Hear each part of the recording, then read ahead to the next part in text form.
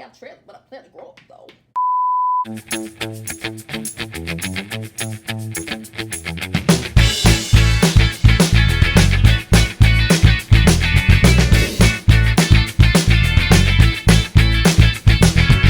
What's up, internet? It's your girl Breezy back for another episode, and it is now day 29 of quarantine. You know, it's just starting to feel like this is what life is gonna be. Mondays feel like Fridays, feel like Saturdays. It's just all a mess. But I'm still alive, so I'm grateful. I'm thankful my family's all healthy, so I can't complain, honestly. Let me get off of that step. God, I appreciate you, okay? What I'm gonna do for the rest of quarantine and for the rest of these episodes while we're in quarantine is do copycat recipes. A couple episodes back, I did copycat Loft House cookies with my best friend, but I think they're not real. We're gonna make copycat Loft House cookies. Yo. These are Loft House cookies. You know, right now we're all missing our favorite foods and favorite things from our favorite restaurants or whatever. So I'm gonna start making some stuff that everybody agrees is the best of the best. So with that said, today I'm gonna do Cheddar Bay biscuits. Hey. So I don't really have anything else to say. I'm gonna go ahead and get into it. Let's do it.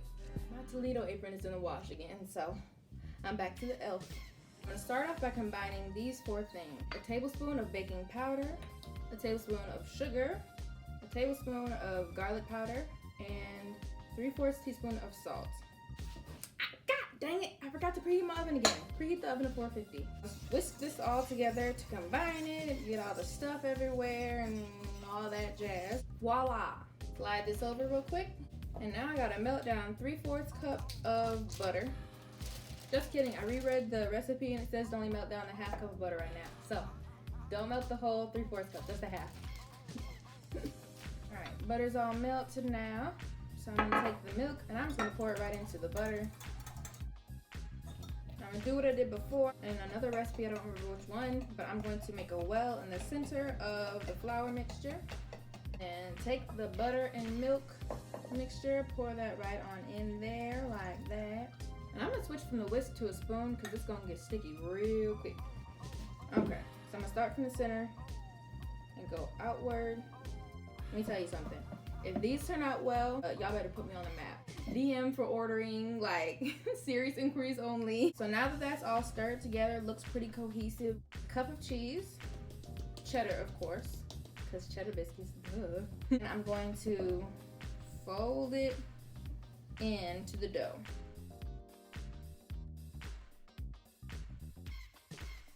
Cheese is at the center of the dough. Cheese is at the center of the dough. Is that sacrilegious? I would like to think that all the cheese is in there nice and folded like, so it's pretty spread out. So now, you want to get a baking sheet, and major key, you want to get one that does not have a really dark bottom, that's not a dark color, because for some reason, I don't really know the science behind that, but for some reason, the heat conducts more intensely in darker colored pans than lighter colored pans. Just like how you go outside in a black t-shirt and the sun's beating on you, you're like, dang, it's hot. And the person in the white t-shirt's like, it's not that bad.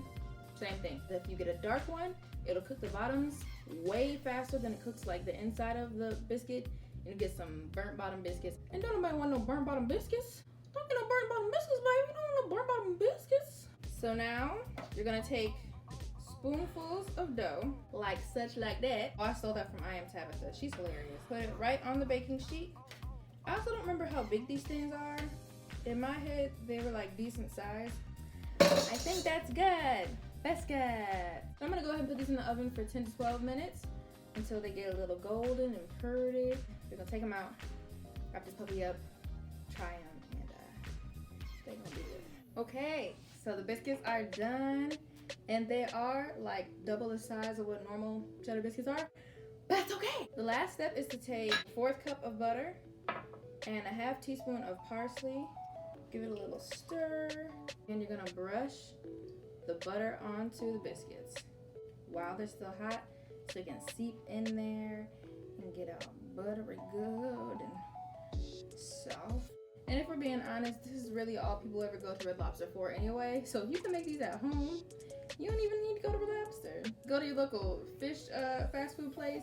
Shoot, it can be Lon John's. Go there, get your fish, go home, make these. Red Lobster. All right. Looks about right to me. But before I even do this, I'm gonna get me something to drink because you know I always get choked up on the thicker items, and biscuits for sure want to take me out. So I'm gonna get some juice or something real quick. Hold on. Take my punch. Let me get a plate real quick. I'm gonna crack it open. Ooh.